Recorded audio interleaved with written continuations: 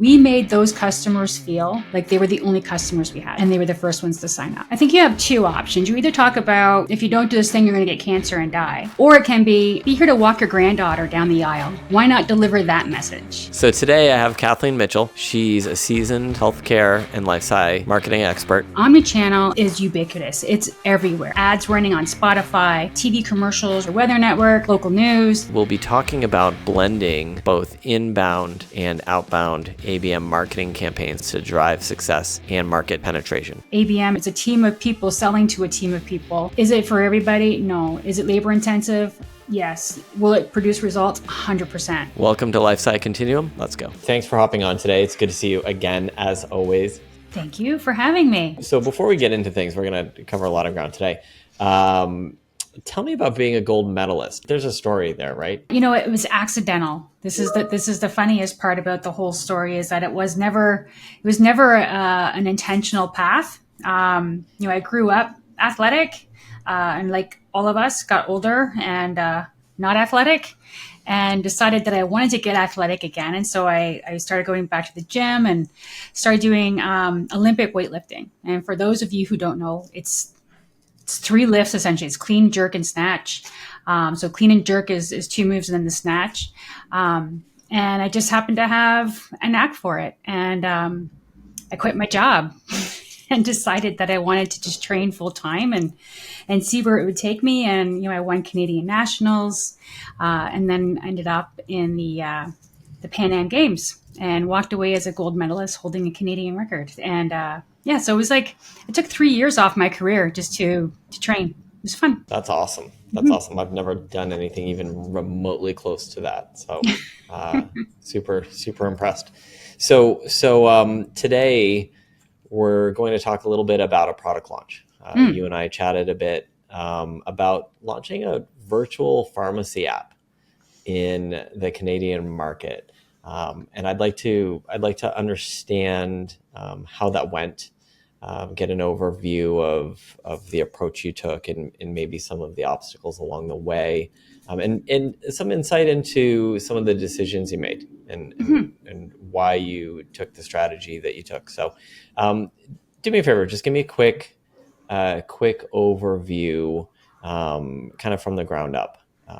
How did you get into how'd you get to the point where you're launching an app, and how did you choose the strategy that you did? Yeah. So how I ended up there was I applied for it, obviously, but I had just come through like a major rebrand of some other. So I was working for this company, and we had a major rebrand of like 9 brands. We collapsed them all into one brand.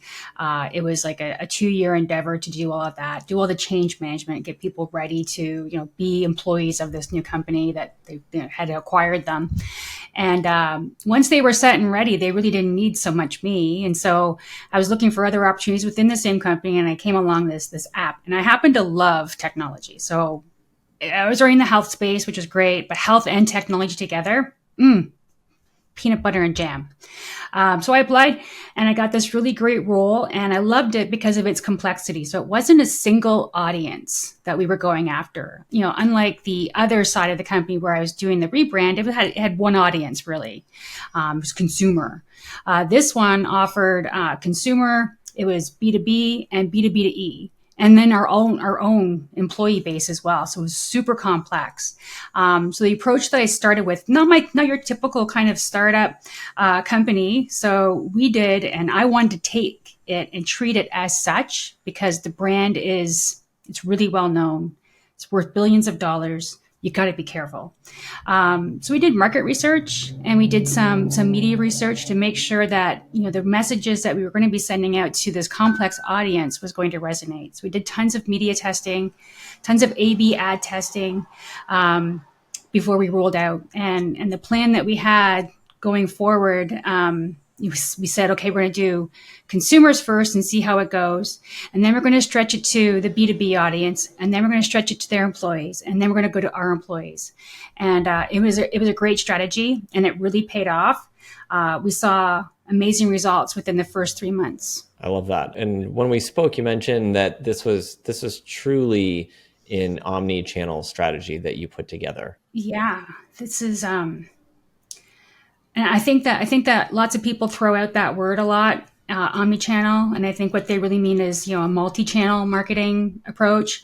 Omnichannel is ubiquitous. It's everywhere, right? So we had a telephone, we had ads running on Spotify, we had TV commercials running at high rate times during the day that was going to hit both my B2B audience and my B2C audience. So you saw us on like the Weather Network, local news, BNN Bloomberg, and I even got lucky during one of the news episodes. The football game had run over, but my commercial was scheduled to run. So my commercial ran through in the middle of the football game. And I did get a call from the CFO wondering how much I paid for that ad. Of course, it was only like $3,000. But he's like, this had to be like 3 million. No. We got lucky. We got lucky that our ad rolled during that time. So we had commercials, we had Spotify, so we had a telephone component, we had telemarketing, we have an internal marketing team they were called Velocity. They made tons of calls for us. We had app store ads. We had other sister apps that were promoting my app. We had newsletters. We had sales teams. We had digital. We had print. It was seriously everywhere. And when you're looking to get 50,000 downloads in your first year, which was the goal we set, and we didn't have a clue, we kind of guessed at that 50. We had 36,000 in the first 3 months of this campaign. Yeah. So we did blow the socks off the whole thing. By the end of the year, we were just rocking. And it was so much fun. It was just like, tons of fun. I think that's great. And, I think it's probably important to note that this is a pretty niche product and a niche app. So, we typically hear about, millions of app downloads, but that's just not the reality in this case. This is a very, very specific product serving a specific market. Can you talk a little bit about selecting an omni-channel approach? What drove that decision in this case? I promised I would deliver that. So that's really what drove that decision. They were like, oh, we want to do omni-channel. And I was like, oh, okay. And what is omni-channel exactly? Right. So I had to start with that definition of that. And then when I saw what the possibilities could be, like, integrating social media into my ad play, being in places where I didn't even think of being at all, like Pinterest. Like Pinterest was huge. Like what a huge converter for downloads. And it all depended. All those messages across all of those platforms could not be the same. They had to be slightly different, right? You can't have the exact same message. It's not a cookie cutter. And I found that when we're looking for the consumers, because there is no pinch point in Canada for pharmacies, right? There's one on every single corner. The message that resonated the most was the message that you sent to the adult caregiver of their parent. That this was going to take care of their parent. It was going to make it easy for them to take care of their parent.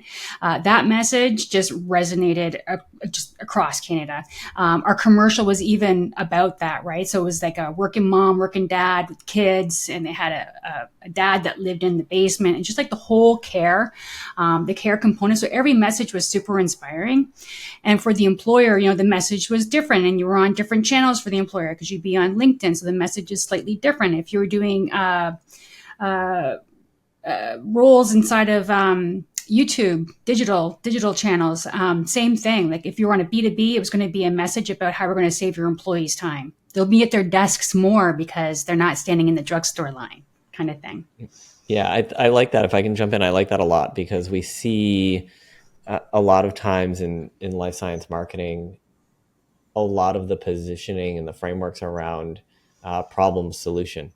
And it sounds like your approach on this, given some of the market dynamics, were less about the negative. I think maybe unstated or understated. They're understood by the market.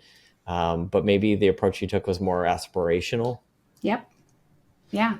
And I think when you're talking about health, I think you have two options. You either talk about, if you don't do this thing, you're going to get cancer and die. Right. So that's one message that you can give to people. Or it can be here to walk your granddaughter down the aisle. Like, what a great message that is. Like, why not deliver that message? Because they can see themselves there. They can now picture themselves walking their granddaughter down the aisle or holding their grandbaby. Right. It's moving towards maybe a goal as opposed to avoiding pain. And I think we see a lot of avoiding pain messaging, and it does get tiring. Mm-hmm. There's only so much negativity we can handle these days. Mm-hmm. I like that. Talk a little bit about the app itself, just so that we have some context. What did the app do?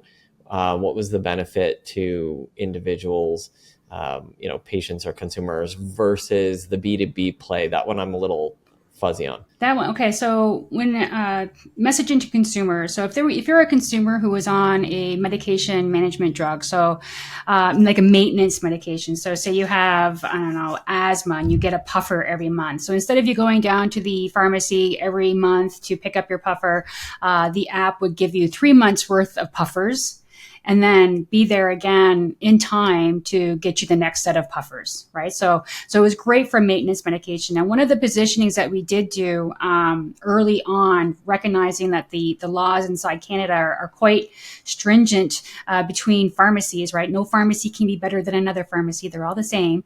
So we couldn't have that "we're better than you" message. So we said we're complementary. We're going to save you time. We're going to just take this one thing out of your day that you don't need to plan. Take your kids to soccer. We've got your medication managed, don't worry. But if you have an acute issue like cold, flu, whatever, where you need to go to the pharmacy, by all means go to the pharmacy. Make it happen there and get your acute medications there.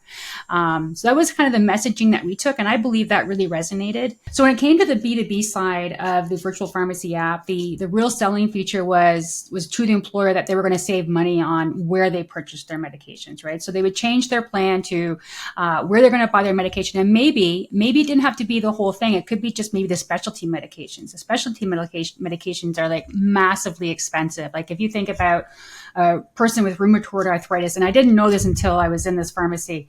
It's like it's like thousands and thousands and thousands of dollars for rheumatoid arthritis treatments. And so the value proposition of the employer was, we're going to save you money, and we're going to educate your employees on their ailment to try to help get them off of high blood pressure medications, or maybe they had depression medications, whatever it was their maintenance medication. We had that kind of program set up to help the employer empower their employees to take better control of their health.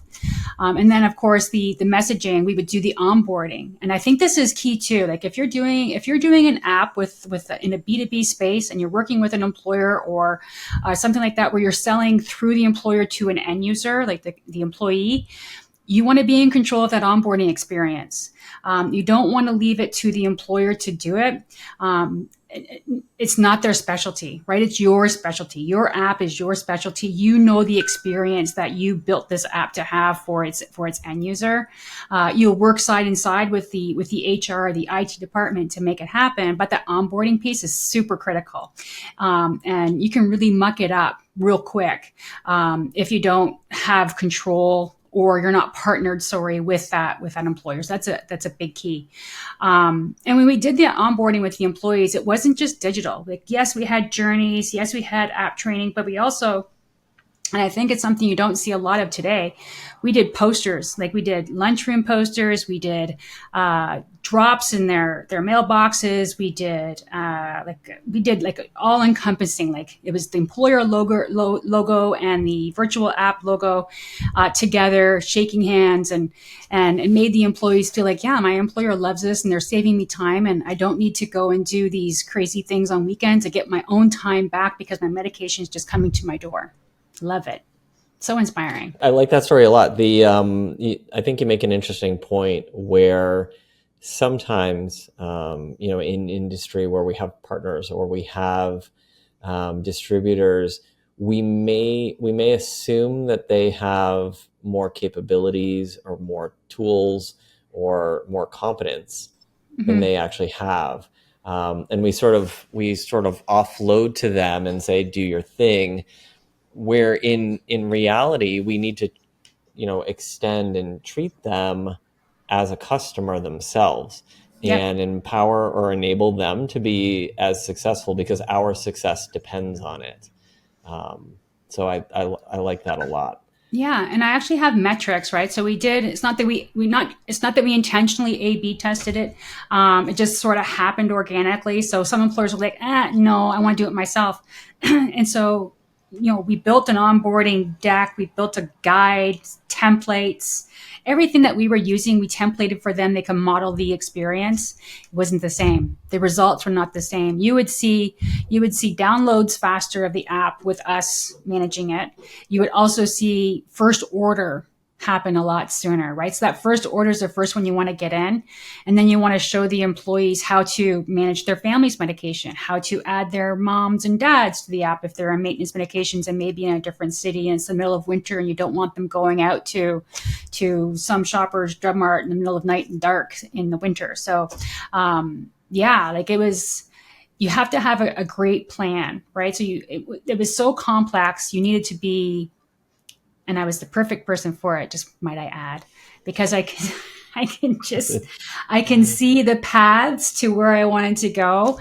And because I want to be inspiring to people, it was just a natural extension of myself in that marketing. So when I look back at the things today, and I kept the commercial, I have both versions, English and French, the short and the long, the 5-second, the 15-second, the 30-second, the 1 minute.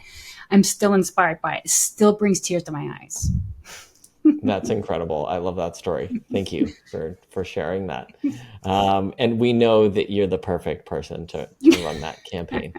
So if I ever need that campaign run, I will be sure to call you. So thank you. I wonder if you have any insight as to why the company came to you and said, we want an omni-channel campaign. Do you have any insight into strategically why they wanted that? Was that, I mean, sometimes, a board or a founding member just wants something and they just get what they want. Ideally, though, there's a strategic reason for it. Do you have any insight into that? Yeah. So when we did the market studies, so we were looking at being in kind of like targeted markets. So Vancouver, so a city within a big province, right? So Vancouver, inside of British Columbia, all of Alberta, and all of Ontario. So we only had 3 markets. And through our study, our media study, we found that each of these audiences behave so differently, right? So you would get the people who are in Vancouver, spend a lot of time on transit, spend tons of times on transit. So, we wanted to own their path to work, right? So we had bus wraps, we had subway takeovers, we had activation at the train station where we were getting people to download the app right there, and we would give them a little pill cutter or whatever. And then in Alberta, we found that these guys are hikers. They love to hike. They love to camp. They love to do different things. They love, they read CAA magazine. So we had stuff in CAA magazine. We did, placards where you go and rent your bicycles, right? So where they would rent their bike, to be a placard with a QR code for them to download. Transit stations, the same thing, the QR code to download. In Toronto, we owned the path, right? So Toronto, if you've ever been there, there's an underground path. So in the winter, you don't even need to go outside. You can just basically walk underneath the city and get pretty much anywhere if you're downtown. So we own the path. We did activation there as well, which was really cool. It was my first kind of activation event. I'd never done that before. So I think for us, the real reason why was just because these markets behaved so differently. Yes, we're all Canadian, and we all drink maple syrup, but we all behave so differently in our own ways. And so we were really trying to appeal provincially to a specific, to that consumer. It was really the consumer decision that drove it to an omnichannel, because B2B is a lot easier in terms of, you've got a sales team, you've got your installed customer base already across the whole organization that you can go after. You can create your ABM campaign. You can pick your customer that you want to expand on. It was really the consumer. The consumer was a driving force of that. The other thing that we were able to do through that on the consumer side is there's a sister app that we were able to participate with, and they were complementary. So the one app is like, see a doctor at home, because there's a doctor shortage in Canada. See a doctor at home and we'll deliver your medication. Like, what a great what a great story. So we had that going on. And then on the B2B side, we had another app that was just for like virtual care for employers, employees. We did the exact same thing there. So we had the nurse practitioner saying, can I send your medication to you at home? And, we had a special link. They did the activation and boom, another customer. So I great. think I love that part of the story, and I think that something that's interesting about your particular story here is that you're in an environment, you're in an ecosystem that has it's established, it's got a crazy footprint, Mm-hmm. and it has it has budget. Yes. And with a lot of companies, they're really budget constrained, and so they wouldn't be able to do, an omni-channel solution like this. But they can take a lot of inspiration from it. So maybe part of their product is an app, and they don't have a suite of other apps that they can plug into, or even two or three other apps. However, what they could do instead maybe is find a partner, Yeah. find a complementary business similar to what you were doing, and have a in arrangement that sort of co-marketed, and maybe the two apps functioned together. Yeah. And we did that, despite the fact that we were well funded for our campaign. We did do, but partnerships were a big thing. We partnered with a Canadian agency for insurance, so brokers, and we would empower them to, we're going to help your customers have better access to medication. They're going to pay less for their medication. All you have to do is change where they're shopping. They have to download this app. So they became an extension, and we did lots of education for them. Like they have like continuing education credits. So we went to those events, and we taught them about the app. We taught them about medication pricing. We taught them about specialty medications, how to do carve outs and plans, to really give them all the information that they need to partner with us, and vice versa. And it wasn't just set that and forget it. It's an ongoing relationship where you're working with each other. They're giving us on content. They're helping. They become like an advisor, right? You ask them for their advice on something, they're going to give you their advice. You ask them for an opinion, it's a different conversation. So always seeking advice. So if you don't have partners today, and you're trying to make that connection with somebody, I always go with the front of you're looking for advice, because I think that you'll find a better ground, and you'll create those relationships and partnerships a lot easier that way. I like that. I like that approach. And you mentioned something that's interesting, and this is a common theme for us and what we see as effective. But leading with education and having Mm, that be a huge asset for your marketing. Often one of the first touch points. So you mentioned continuing education credits. What's your perspective on education in marketing? How effective was it for you? with that audience, super effective, and with my current role, same thing. Like if we're able to, um, granted, it can be a longer way to market, right? It takes a little longer to get that momentum, but talk about building a foundation of trust. Right? You're giving knowledge, you're sharing information. You're not asking for anything. You're just sharing, and you're educating, you're empowering them to go to that next level. And maybe they're not going to be your buyer, but they probably know somebody who will be, and they'll be more likely to talk about you if you're educating them versus selling to them. So go ahead. Sorry. Yeah. I was going to say influencing the buying decision, and leading with giving first, Yeah. as opposed to coming in and with your hand out and asking. You're positioning yourself as a leader, as an expert. And you said something key there, which is building trust.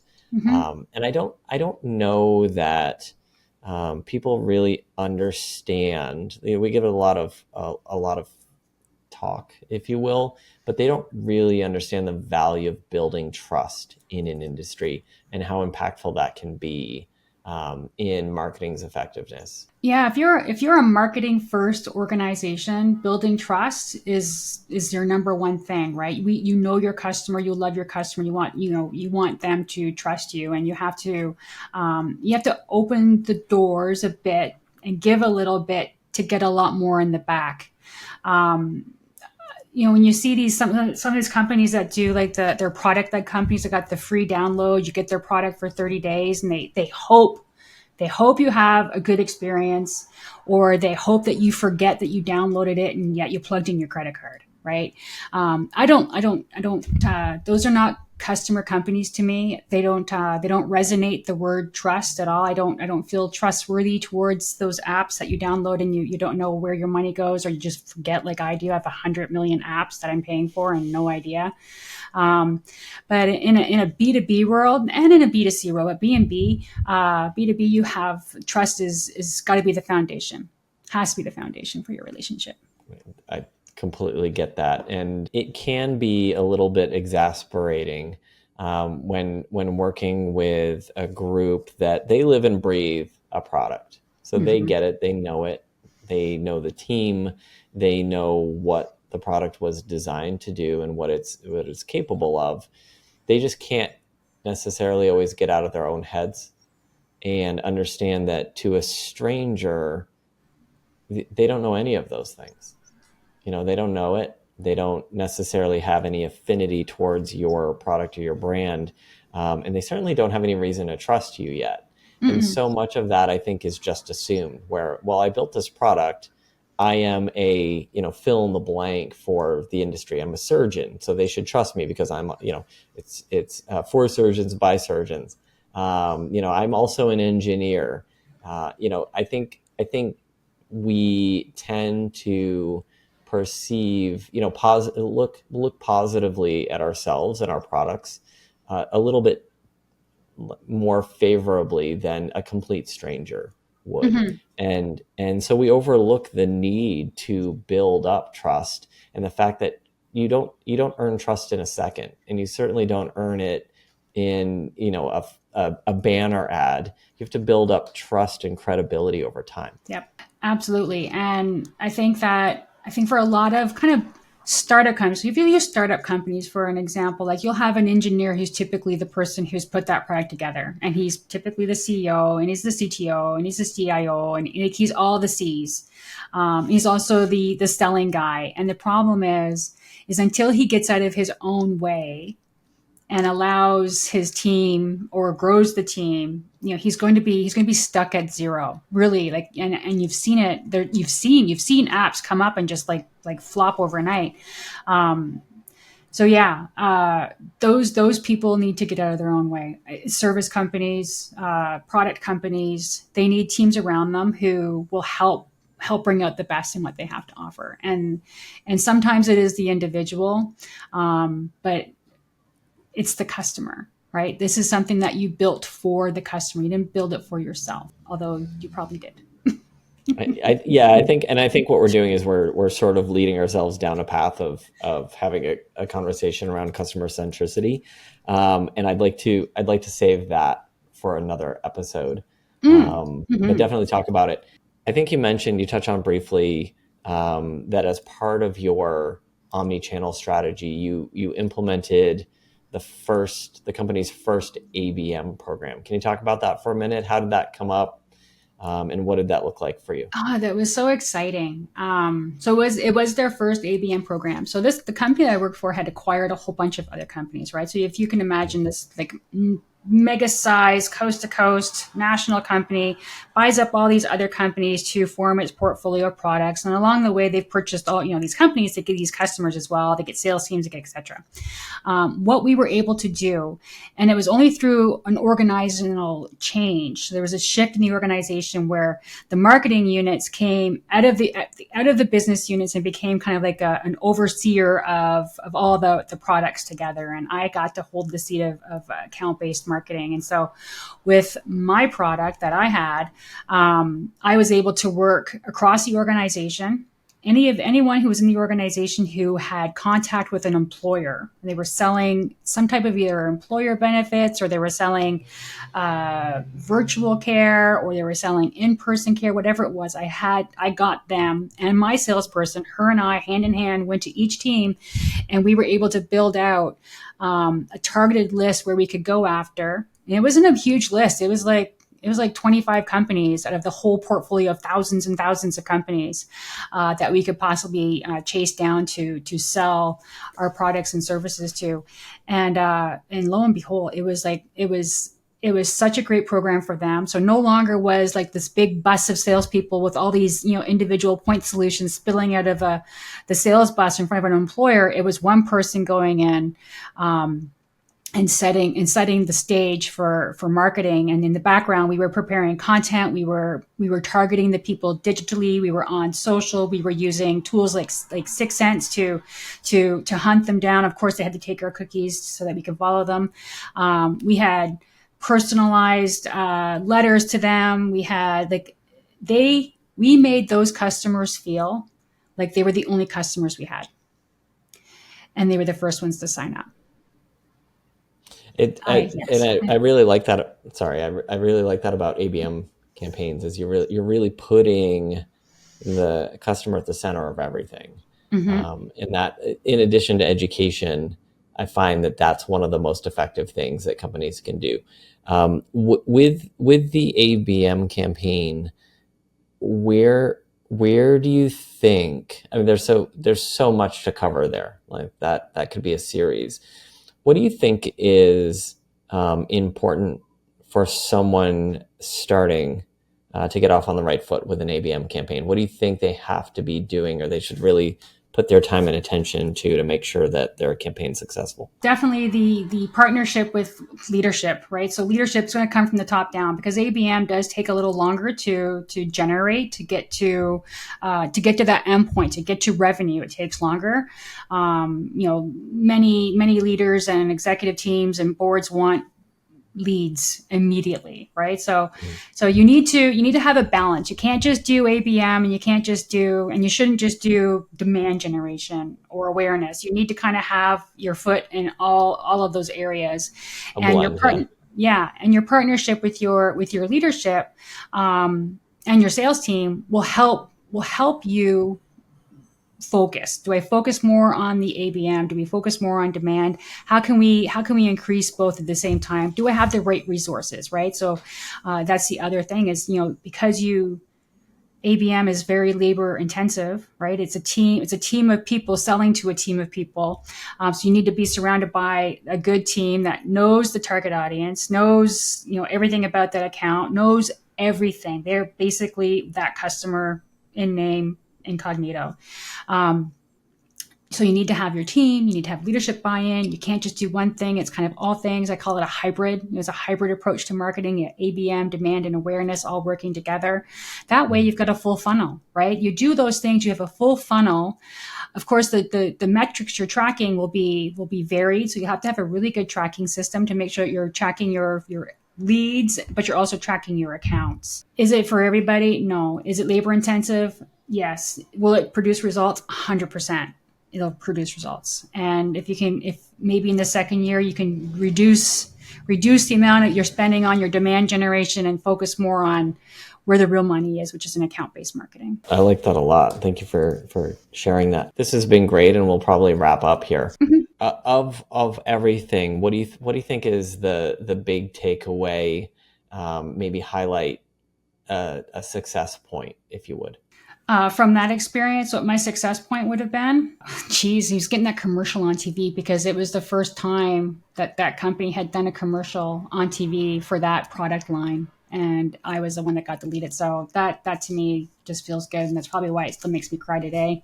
So that for me was a success. The other success there was being able to have the resources to go across the organization and build their ABM campaign for them. I hope they still use it today, because it was just a fabulous framework for success. Well, Kate, this was great. I love this. Thank you so much for hopping on with me today. You too. Thank you, Bill. Bye. So if you're a life science leader or product manager and you have an interesting story you'd like to share, reach out to me on LinkedIn and we'll connect. If you're interested in learning some other lessons in marketing for life sciences or in avoiding some of the big mistakes, I cover a lot of that in my LinkedIn newsletter. So I'll drop the links to those in the description below. That's it. That's the end.